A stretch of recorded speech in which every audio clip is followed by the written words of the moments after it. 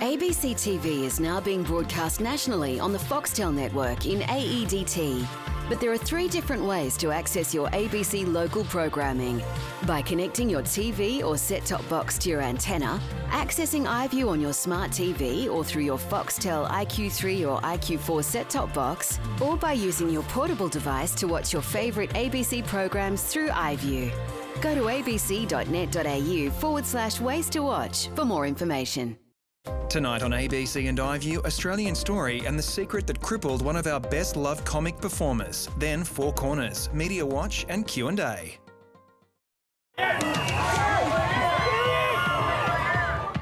Out of hospital for a surprise drive-by, Donald Trump's doctors give an update on his condition.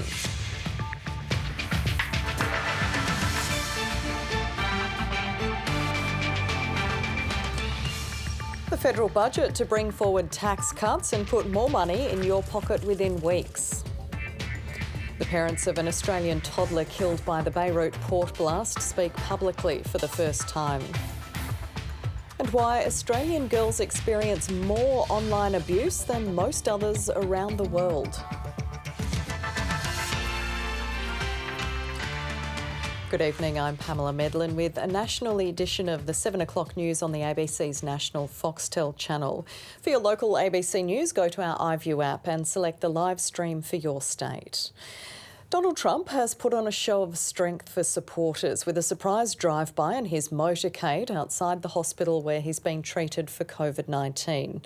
The US president says he's learned a lot about the virus and understands it.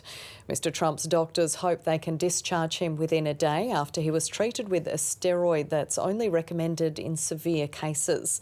North America correspondent David Lipson begins our coverage.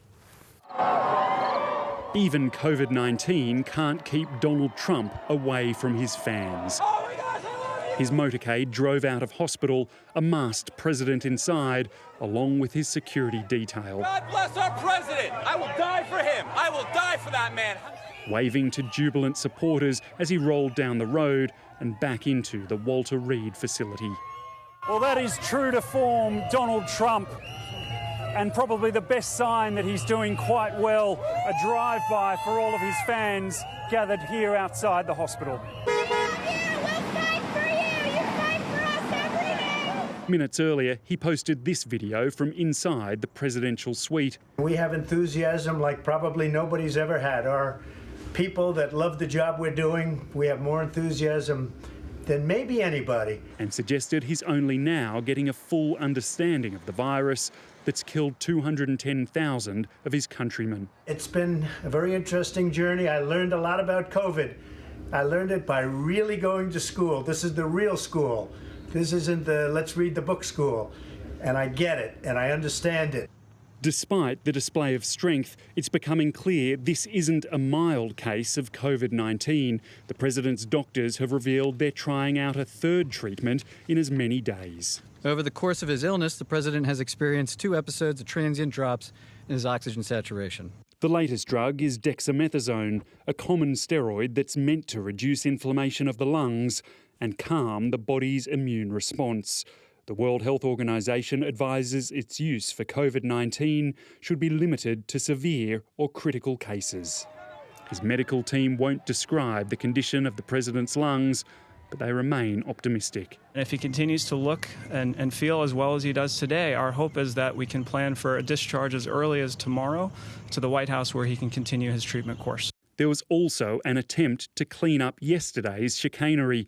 Doctors revealing their claim the president hadn't been given oxygen the previous day was untrue. I was trying to reflect the upbeat attitude that the team, the president, that his course of illness has had. When you're treating a patient, you want to project confidence, you want to lift their spirits, and that was his intent. Pray for our president! If the president is discharged from hospital soon, these fans will be waiting for him on the campaign trail. David Lipson, ABC News, Maryland. David Lipson joins us from outside the Walter Reed Hospital. So, David, the doctors have said the president could be discharged soon. What are the chances of that happening?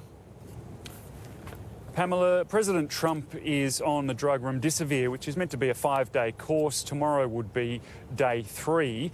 He's also taking that steroid that suggests that his case of COVID-19 is a bit more serious than the doctors were letting on at the start. But the doctors might just be throwing every treatment they have at their disposal at the president to try to give him the best chance of a quick recovery. And he's clearly not bedridden. He showed that very clearly yesterday with that motorcade on the street behind me. They could set up the White House, you'd imagine, pretty close to the sort of care that he would receive in a hospital with all the staff on hand should he be discharged. So taking all that into account, I think there's a decent chance that he will be released from hospital today, back to the White House, assuming that he continues to improve. And David, what's been the reaction to Donald Trump's drive-by appearance for his supporters?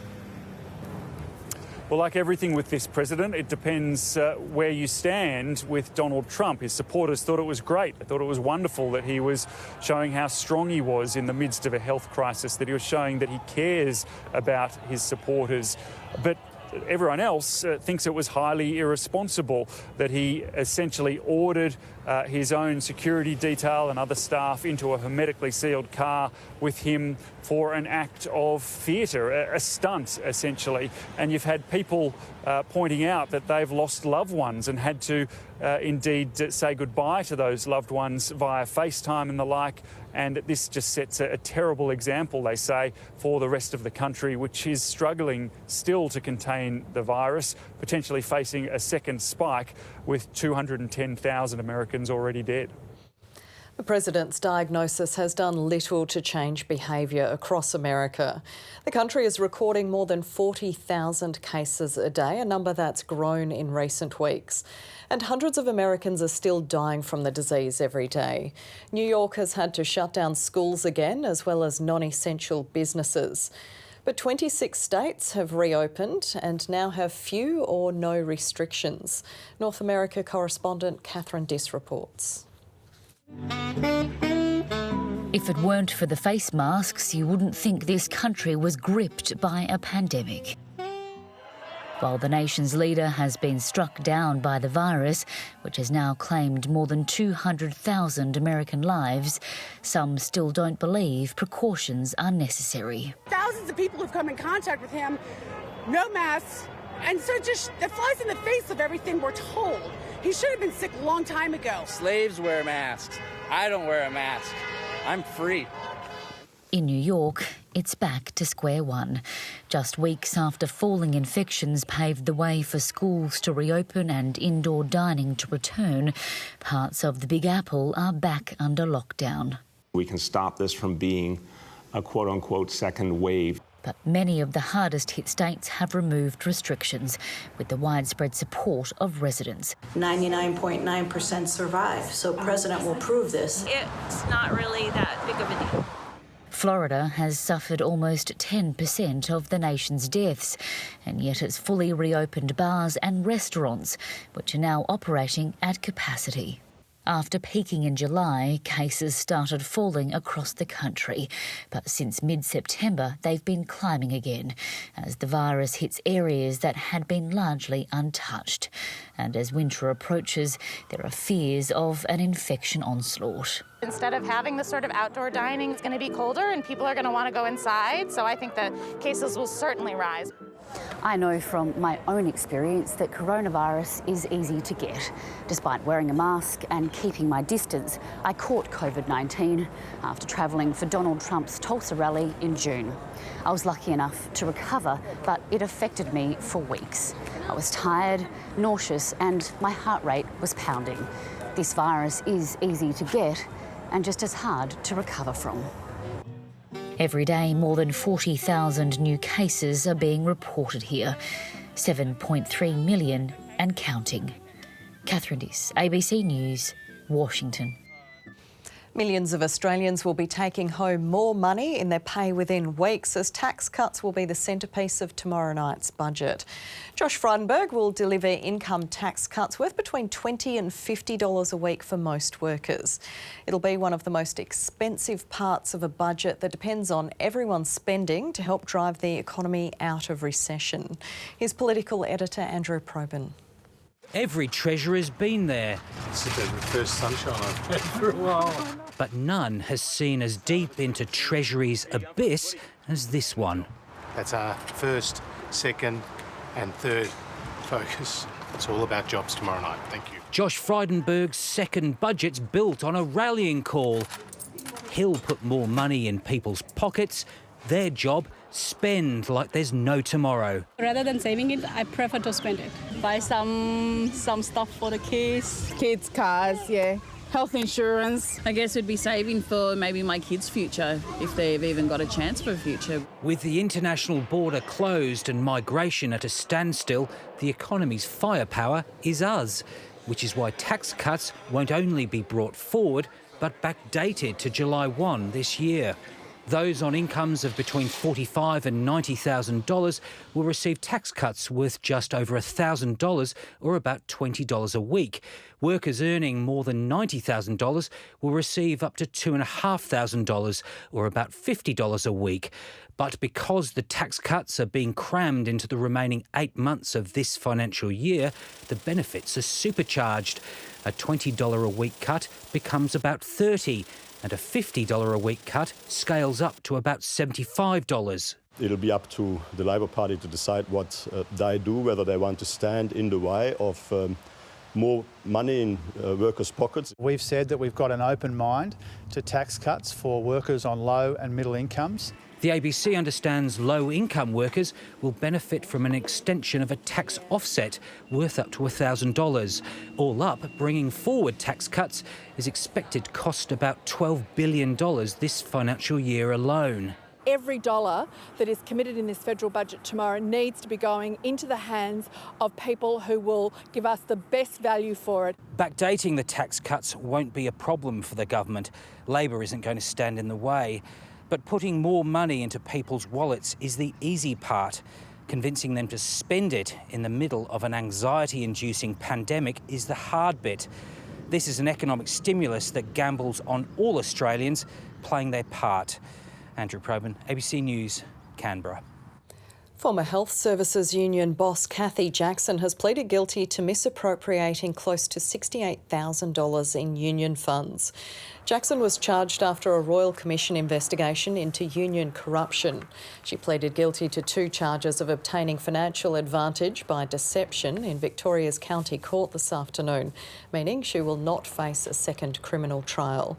The ABC can now reveal that in December last year, a jury found Jackson guilty of 2 criminal charges in relation to her time as boss of the beleaguered health union. The parents of an Australian toddler killed by the port explosion in Beirut have spoken publicly for the first time. They've told tonight's Four Corners how they frantically tried to save their son in the chaos after the terrifying blast. Survivors who filmed the explosion have also told their stories. Adam Harvey has this exclusive report. This was the moment one young couple's big day became their nightmare.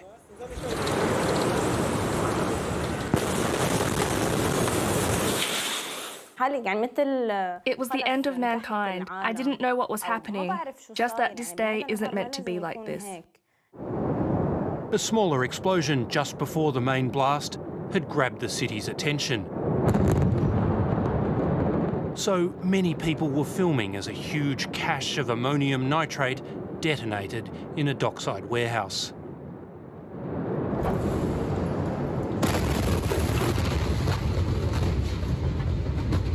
I don't even know if I jumped or the waves pushed me, but what I noticed the next second is that, or I don't know how long time after, that I was on the floor. An Australian family lived just 700 metres from ground zero. UN worker Sarah Copland and her husband Craig Ohlers are speaking about their ordeal for the first time to Four Corners. It's so beyond imagination. And I just remember I was just screaming, my baby, help my baby. 2-year-old Isaac Ohlers had been wounded by flying glass. His parents fought through the chaos to get him to hospital. Anytime we got to an intersection, I was screaming at everyone to get out of the way. An emergency team worked on Isaac for over an hour, but he couldn't be saved. His parents had tried to leave Beirut before the explosion because of coronavirus, but the first tickets available to Australia were for 3 weeks after the blast. They're now finally back in Perth, awaiting the birth of a baby boy. Adam Harvey, ABC News. Still to come this hour, high stakes for James Packer as Crown Casino comes under the microscope. I spent a lot of time in casinos as a kid with my dad, and I ended up thinking, this must be a good business. I think James Packer would be feeling very disappointed. It's sort of fighting fires on a number of fronts. The most serious consequence of this for Crown is that it loses its Sydney licence. Plus, more on the confusion and obfuscation surrounding President Trump's condition. That's coming up. New South Wales residents put the state's COVID safety plan to the test today. Thousands of people flocked to the beaches, where many blatantly ignored social distancing rules. Lily Myers reports from Coogee Beach in Sydney's east. The good weather brought thousands to the beach today. Coogee Beach was packed to the brim most of the day. People were sandwiched along the sand and in the shore. I'm absolutely outraged, to be honest. This is ridiculous. It's too many people. Yes, I am here as well and I'm going to go have a swim, but, you know, we shouldn't be, should we? No, I think it's pretty good. I think everyone's social distancing, so I think it's fine. And it was a similar situation at Cronulla Beach and Bondi. Crowds had to be shifted from the northern end down to the southern end to be evenly distributed. All three beaches almost reached capacity, but the only two to be officially closed today were the Wattamulla and Gerry Beach at the Royal National Park south of Sydney. To control crowds, COVID safety marshals were patrolling the beach, ensuring social distancing. Police were walking along park areas, making sure groups sitting together didn't exceed 20 people. Local councils began urging people not to come down to the beach at around midday, but we didn't see any groups moved along or refused entry. Victoria's Chief Health Officer isn't sure if the state will meet its target to lift stay-at-home orders. The roadmap to easing restrictions had been sped up after quick progress. But as Casey Briggs reports, one cluster in Melbourne is causing problems. It's a fortnight until the 19th, the day that Melburnians hope the stay-at-home orders will get lifted. But if Victoria is to have any hope of getting the 14-day average below 5 before then, it needs to get a move on. In the past 3 days, Melbourne's 14-day average has only dropped by 1.2. There's clearly a handful of clusters that are now becoming a drag on progress.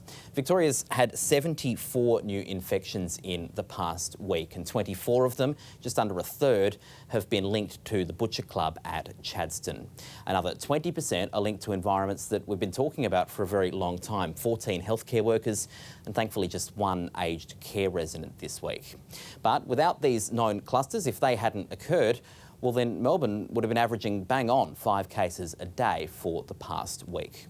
So that means if that Chadstone cluster does stop growing and there are no more clusters that emerge, well, getting to a 14-day average of 5 is absolutely achievable. And of course, the government could always change the thresholds to open up on the 19th regardless. Across the rest of the country today, there were just 2 overseas acquired cases in hotel quarantine and none locally acquired. In fact, in the past fortnight, there's only been 1 locally acquired infection in the entire country outside of Victoria. That one was in New South Wales, where there's now been 10 days in a row without a single locally acquired infection. There could still be virus sneaking around in that state, but the more days in a row that we see 0, the less likely that becomes. In Adelaide, a transgender Anglican priest has accused the church of discrimination after she was refused permission to practice based on her relationship status. But the Archbishop says he's only held off to allow the church nationally to make a decision about same-sex relationships next year. Sorrel Coward was ordained a priest almost 25 years ago, but the church that she loves will no longer allow her to fulfil that role. All I wanted was the ability to be able to say Mass, to celebrate the sacraments of the church, to bless those in their last hours. Reverend Mother Sorrel Coward has worked as a priest in other parts of Australia. Last year, she requested the power to actively work in Adelaide, but she says that was denied by church leadership because of the status of her relationship. She transitioned from male to female in 2014 and says the church now classifies her marriage as same-sex, even though she doesn't identify as homosexual. Absolutely nothing has changed. And yet I'm being treated like a clergy person who's been engaged in child sexual abuse. The Anglican Church in Adelaide last year issued an apology that sought forgiveness from people of diverse genders and sexualities. But same-sex marriages still can't be celebrated, and different sections of the church have different beliefs on gender and sexual diversity. The thrust, if you like, of the church is to try to reflect God's love. The message of the church is that everybody is loved equally. And so the church seeks to express that love as best as it can. But in a letter, the Archbishop, who's also the head of the Anglican Church in Australia, acknowledged he'd taken about a year to consider Sorrel Coward's request, and with the church still considering its position on same-sex marriage, is unable to make a decision. A spokesperson for the Fair Work Ombudsman said Australian law prevents churches from discriminating against workers based on the individual details of a matter. They said churches are exempt if it's based on genuine religious beliefs. Sorrel Coward says she has the blessing of her congregation and will stay with her church. If I leave, then where's that going to leave everyone else who is of the LGBT community? The Anglican Church will make a decision about same-sex marriage at a national meeting next year. Ben Nielsen, ABC News, Adelaide. A new report has found harassment and abuse are the norm, not the exception, for girls and young women on social media. 2/3 of Australian girls and young women surveyed said they'd experienced abuse online.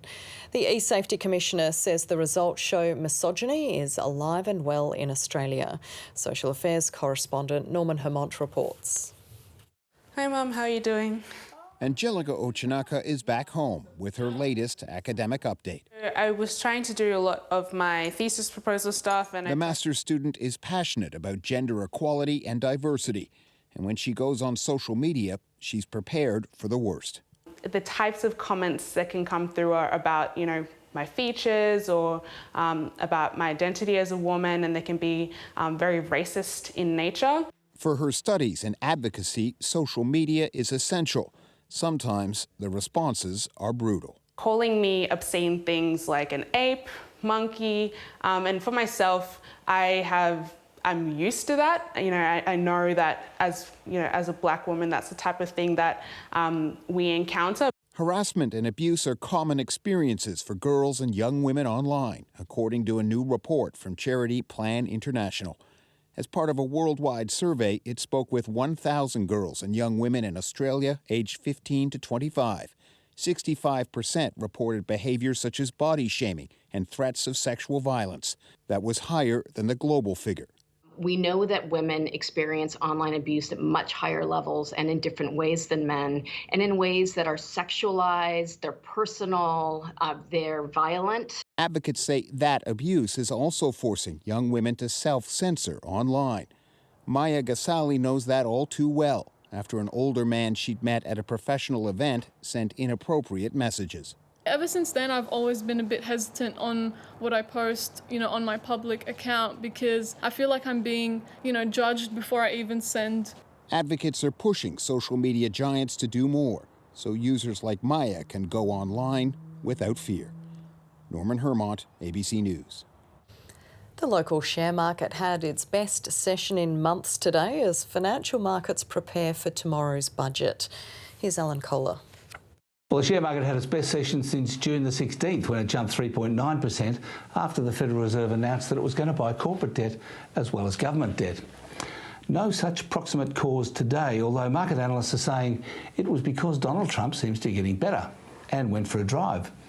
So they bought Australian banks, energy stocks and retailers. And why not? Not that the index has broken out of its 4-month trading range, it hasn't. And although the market's valuation, as measured by the ratio of share prices to profits, has come down a bit, it's still well above average and the same as it was before the pandemic. Shares in New York fell on Friday but rose strongly in Asia today.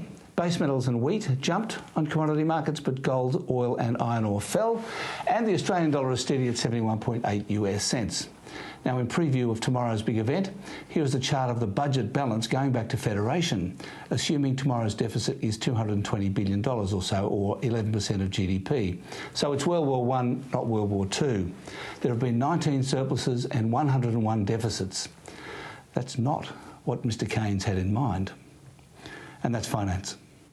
In sport and to the AFL, St Kilda's Ben Long is fighting his case at the AFL Tribunal tonight in the hope of playing Friday night's semi-final against Richmond. Long has been given a one-match ban for rough conduct over this bump on the Bulldogs' Jack McRae. The match review officer deemed the bump high, careless and of medium impact. The Saints will be without key defender Jake Carlisle for Friday's semi, as he's returning home for the birth of his third child. We do everything for family, and I think part of the emotions last night was knowing that it was my last game for this year anyway. Carlisle's omission is compounded by the season-ending hamstring injury to Paddy Ryder. In cricket, the Australian women's team has won the second one-day international against New Zealand by 4 wickets in Brisbane. The White Ferns posted 9 for 252, but 4 wickets from Jess Jonasson and a century from captain Meg Lanning handed Australia an unassailable 2-0 lead. She does it! Lanning, you legend. What a century. Australia win the Rose Bowl. It's Lanning's 14th one-day ton and 20th straight win for Australia.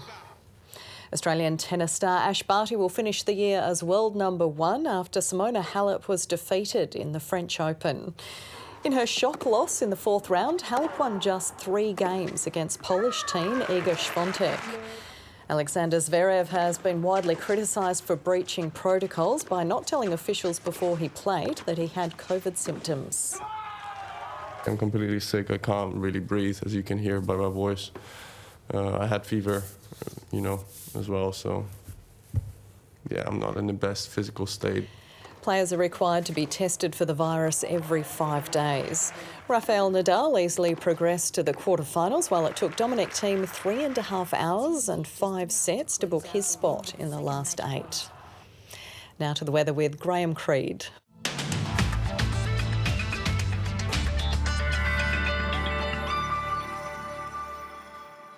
We've got a broad area of cloud that's sitting over central parts of the continent. In fact, it extends from the northwest all the way down into the southeast. Now, this is going to remain a feature over the coming days.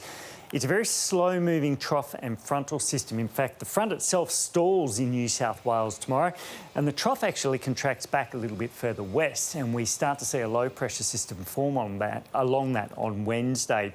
Now, as well as rainfall from this cloud mass, what it's doing is keeping maximum temperatures well below average for this time of year underneath it.